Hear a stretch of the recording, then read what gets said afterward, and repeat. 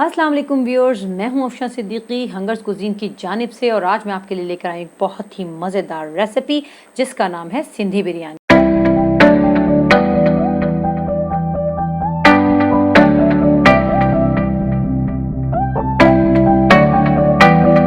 तो चलिए शुरू करते हैं।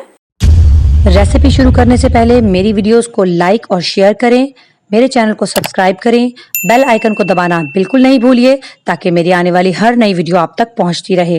अस्सलाम वालेकुम व्यूअर्स, मैं हूं अफशा सिद्दीकी हंगर्स कुजीन की जानिब से और आज मैं आपके लिए लेकर आई हूं एक बहुत ही मजेदार रेसिपी जिसका नाम है सिंधी बिरयानी। तो इसको बनाने के लिए हमें जो बिरयानी मसाला चाहिए वो मैं आपको पहले ही सिखा चुकी हूँ और इसका लिंक आपको डिस्क्रिप्शन में भी मिल जाएगा और कार्ड के जरिए भी मिल जाएगा। अगर आप चाहें तो एक स्क्रीनशॉट ले लीजिए इंग्रेडिएंट्स का, ताकि हम बाद में इसको आपको क्वांटिटीज बताएं तो आपको प्रॉब्लम ना हो। आप पूरी रेसिपी का एंड तक देखिएगा ताकि आप कोई इंग्रेडिएंट मिस ना कर दें। तो चलिए शुरू करते हैं। 1/2 कप ऑयल मैंने यहाँ देगची में डाल दिया है। अब मैं ये 2 अदद प्याज हैं बारीक कटे हुए वो इसमें डाल दूंगी। प्याज इसका लाजमी हिस्सा है, थोड़ी सी प्याज ज्यादा डालनी होती है ताकि हम इसको निकाल लें और हम बाद में ऊपर स्प्रिंकल करते हैं दम लगाते हुए। इसको हम गोल्डन ब्राउन कर लेंगे।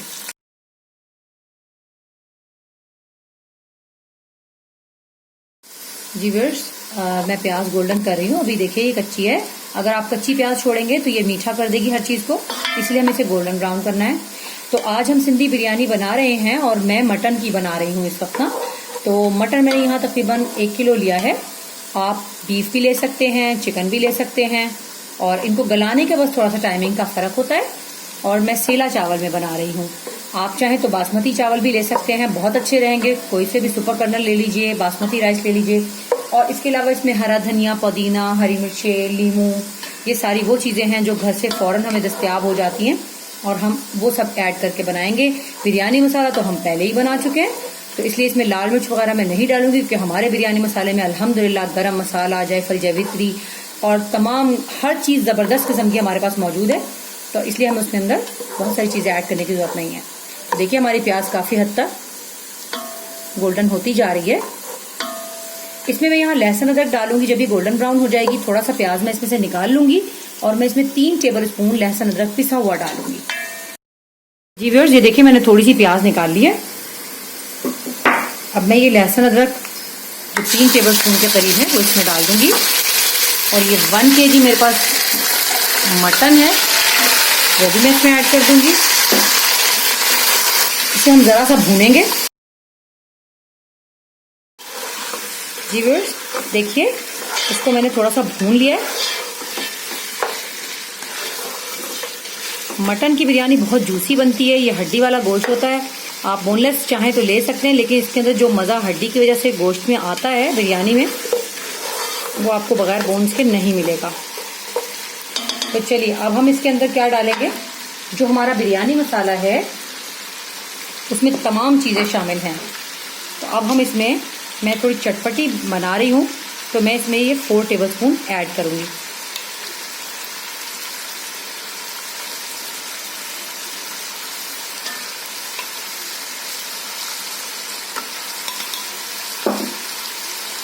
और इतनी ज़बरदस्त सी खुशबू आना शुरू हो गई है क्योंकि इसमें जायफल, जावित्री और गरम मसाले और सब ज़बरदस्त सी एक खुशबू है। और आप कलर देखिए इसका, जो मैंने आपको अपना सीक्रेट इंग्रेडिएंट बताया था उसकी वजह से आप इसका कलर नोट कीजिए कितना ज़बरदस्त आ रहा है।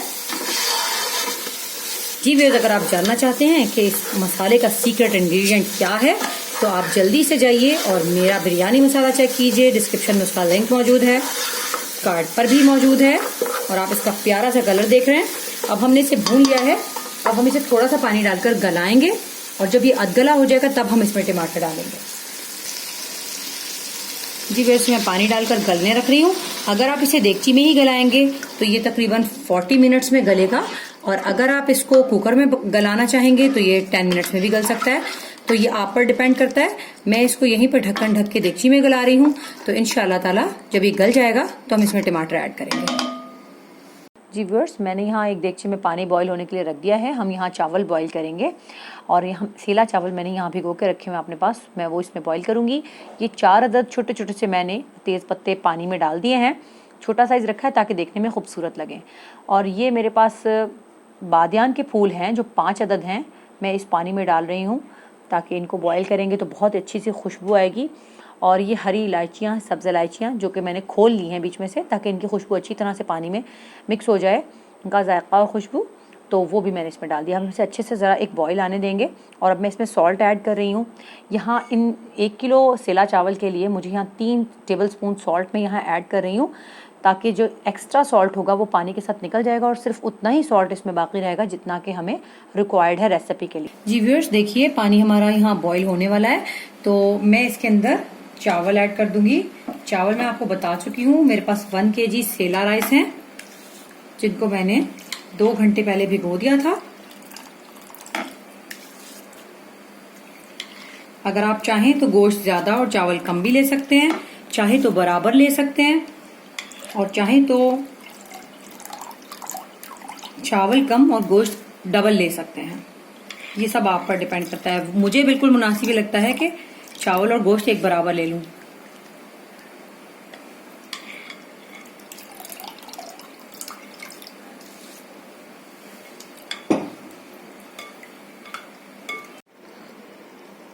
जी व्यूअर्स, देखिए मैंने इसमें खूब अच्छा खुला पानी डाला हुआ है।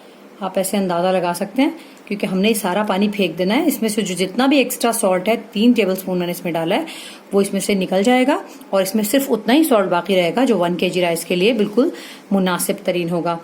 अब हम ये क्या करेंगे कि जो हमारा सालन पक रहा है उसके अंदर कुछ चीजें ऐड करनी है, तो चले उनको भी ऐड करते हैं। जी व्यूअर्स, देखिए हमारा गोश्त गल चुका है तकरीबन, इसे चेक करते हैं।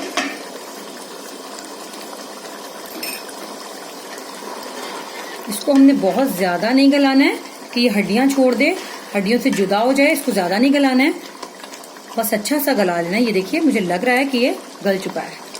जी मैं तोड़कर देख लेती हूँ बोटी। जी बिल्कुल ये गल चुका है। अब मैं इसके अंदर टमाटर डाल दूंगी। ये मेरे पास 2 अदद बड़े साइज के टमाटर कटे हुए हैं, मैं ये ऐड कर दूंगी।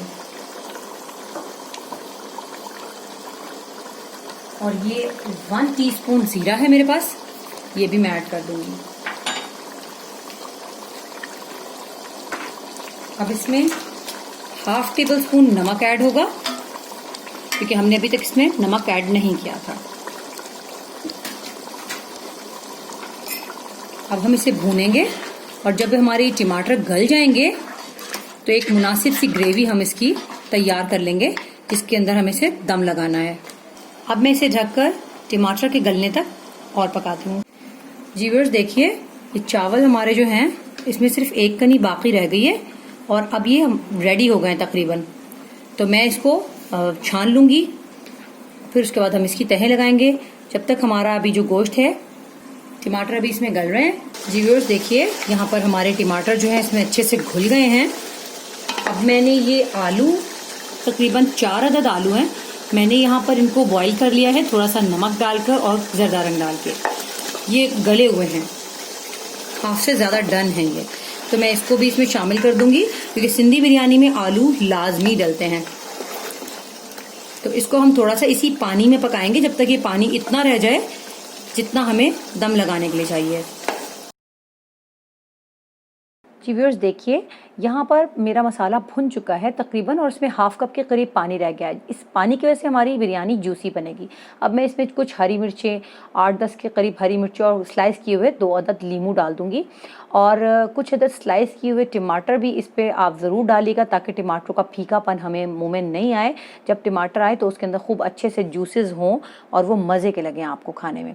मगर मैं यहाँ बस फ़ौरन डालने के बाद हरा धनिया आधा कप है मेरे पास और आप उसमें से थोड़ा सा बचा लीजिएगा। इसी तरह पुदीना भी यहाँ पर मेरे पास 1/2 कप है और वो भी मैं थोड़ा सा बचा लूँगी और मैं चूल्हा ऑफ कर दूँगी। बस फ्लेम बंद कर देना है, उसको हमें मिक्स नहीं करना है। इसके सारी चीज़ों के जायके को हमें पका कर एक दूसरे में मिक्स अप नहीं कर देना है। बस हमने यही चूल्हा बंद कर देना है और यही इसका सीक्रेट है कि यहाँ मज़ा जो है, हर चीज़ का मज़ा अलग अलग भी रहेगा और हर चीज़ में बिरयानी का एक लजीज सा मज़ा आ भी जाएगा। तो अब हम इसके ऊपर चावलों की तह बिछाएंगे और आलूओं को भी हम एक तरफ सेट कर लेंगे ताकि हर तरफ से हमें इक्वली आलू और बोटियां वगैरह मिलें जब हम बिरयानी को मिक्स कर रहे हों। अब मैं इसके ऊपर तमाम बॉयल राइस जो हैं वो डाल दूंगी और उसके बाद हम उसके ऊपर मैं इसमें कई तह नहीं लगा रही हूँ कि कभी गोश्त डाल रही हूँ, कभी चावल डाल रही हूँ। इसमें जस्ट एक तह बहुत है कि आपने सबसे पहले नीचे गोश्त डाला और उसके ऊपर आपने चावल डाल दी। और बिल्कुल असल तरीक़ा जो है वो यही है, चावल कभी भी नीचे नहीं रखिए, हमेशा नीचे गोश्त जाता है, मसाला जाता है और उसके ऊपर चावल आते हैं। मगर आपने यहाँ पे बहुत ध्यान रखना होता है कि आपके पास थोड़ा सा उसमें पानी हो, मॉइस्चर होना चाहिए, वरना जब आप थोड़ी सी आंच तेज़ करेंगे और स्टीम बनाने की कोशिश करेंगे तो ये बिल्कुल ख़राब भी हो सकता है कि नीचे से जल भी सकता है। यहाँ पर आपको थोड़ी सी महारत की ज़रूरत होगी कि थोड़ा सा मॉइस्चर आपने ज़रूर छोड़ना है, क्योंकि हमारे चावल तो तकरीबन डन है, दम पर रखने में ज़्यादा टाइम नहीं लगेगा। अब हम क्या करेंगे कि इसके ऊपर जो हमारे पास हमने ऑयल डाला था, पहले हमने हाफ़ कप ऑयल डालकर अपना मसाला भुना था, गोश्त भुना था। अब मैं थोड़ा सा इसके ऊपर ऑयल और डालूँगी, चावलों के अंदर अच्छे से ऑयल आ जाएगा इससे बहुत खूबसूरती के साथ। तो ये तकरीबन कोई 4 टेबलस्पून के करीब मैंने इसमें ऑयल और ऐड कर दिया है। ऊपर से इसके चाहे आप तो देसी घी भी डाल सकते हैं, लेकिन यहाँ मैं ऑयल ही ऐड करूँगी। अब यहाँ पर आप देखिए कि दही है मेरे पास, और दही में अगर आप चाहें तो गरम मसाला मिला सकते हैं, लेकिन हमारे माशाल्लाह मसाले बहुत अच्छे डले हुए हैं तो मैं यहाँ गरम मसाला नहीं ऐड करूँगी। मैं सिर्फ सादा दही जो है, इसका एक अलग ही मुनफरिद सा जायका आता है, इसके ऊपर तकरीबन 4 टेबलस्पून में सादा दही ऊपर ऐड कर रही हूँ इसके। तो आप इसे ज़रूर ऐड कीजिएगा, इस स्टेप को आप स्किप नहीं कीजिएगा। और अब कुछ बचे हुए टमाटर मैं इसके ऊपर रख दूँगी, आप चाहें तो ज़्यादा रख दीजिए। बचा हुआ हरा धनिया और बचा हुआ पुदीना भी, वो भी हम इसके ऊपर रख देंगे। सारा इसके ऊपर स्प्रिंकल कर दीजिएगा। जी बिल्कुल इस तरह से सारा हमने इसके ऊपर स्प्रिंकल कर दिया। अब हम इसके ऊपर ज़रदा रंग डालेंगे। ज़रदा रंग के अंदर मैंने थोड़ा सा केवड़ा डाल दिया है, और मेरे पास जो केवड़ा था वो डाइल्यूट फॉर्म में है। अगर आपके पास एसेंस हो तो वो आप 1 टीस्पून नहीं डालिएगा, बल्कि एसेंस के तो 2-3 कतरे ही डलेंगे।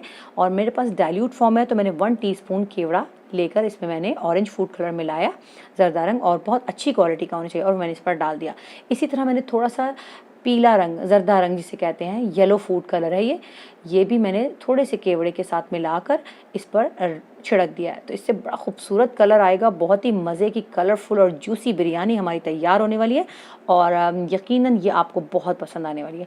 बहुत ही जूसी मज़ेदार बिरयानी हमारी तैयार होने वाली है। और ये देखिए, ये मैंने इसके ऊपर प्याज भी स्प्रिंकल कर दी, जो हमने प्याज शुरू में बचाया था थोड़ा सा, तो वो ब्राउन किया हुआ प्याज हम इसके ऊपर छिड़क देंगे। और अब इसके बाद हम इसे दम पे रखेंगे। यहाँ मैं फ्लेम ऑन कर रही हूँ, 2 मिनट के लिए मैं फ्लेम ज़रा हाई रखूँगी। ज़रा स्टीम बनने लगेगी तो मैं इसे कवर करके, और इसको मैं 5 मिनट्स के अंदर तकरीबन ये दम पर आ जाएगा, क्योंकि हमारे चावल बिल्कुल डन है, हमारे पास कोई चीज़ ऐसी नहीं है जो कच्ची हो। तो ये 5 मिनट्स के अंदर आपकी बिरयानी 5 to 7 मिनट्स आ जाएगी दम पर। हल्की आंच पर हम इसे रखेंगे। तो ये आप देख सकते हैं यहाँ पर इसमें स्टीम जमा होना शुरू हो गई है। ये देखिए जी, आप देख सकते हैं यहाँ पर मेरी बिरयानी डन हो गई है। 5 मिनट गुजर चुके हैं, और ये आप देखिए इसके अंदर से मॉइस्चर बिल्कुल ख़त्म हो गया है, नीचे से बिल्कुल मॉइस्चर ख़त्म हो गया है, और ये बहुत जल्दी से डन हो जाती है। आप इसकी देख सकते हैं, गौर से देख लीजिए आप, नीचे बिल्कुल कोई लिक्विड, कोई पानी नहीं, और ना ही ये जली है नीचे से। तो इसको बस यहाँ पर आपने बहुत अच्छा सा अंदाज़ा लगाना है। चलिए इसे डिश आउट करते हैं। और जब भी आप इसे निकालेंगे तो इसको सबको एकदम से मिक्स नहीं कर दीजिएगा, आप थोड़ी थोड़ी मिक्स करके इसे डिश आउट कीजिएगा। जी जनाब, हमारी बिरयानी ज़बरदस्त सी मटन की सिंधी बिरयानी तैयार हो चुकी है। ये नहायत जूसी और मज़ेदार है। और क्या आपके मुंह में पानी आ रहा है? तो चलिए जल्दी से जाइए अपने किचन में और तैयारी शुरू कीजिए मज़ेदार सिंधी बिरयानी बनाने के लिए। मसाला तो आपको मैं पहले ही सिखा चुकी हूँ, तो चलिए मज़ेदार बिरयानी बनाइए। अगर आपको मेरी रेसिपी अच्छी लगे तो मुझे कमेंट्स में ज़रूर बताइएगा। मेरी वीडियोस को लाइक कीजिए, शेयर कीजिए, और मेरे चैनल को सब्सक्राइब कीजिए, अपने प्यारों के साथ शेयर कीजिए, और बेल आइकन को दबाना बिल्कुल नहीं भूलिए, ताकि मेरी हर लेटेस्ट वीडियो आप तक पहुंचती रहे। तब तक के लिए इजाज़त दीजिए, किसी नई रेसिपी के साथ जल्द ही मुलाकात होगी। अल्लाह हाफ़िज़।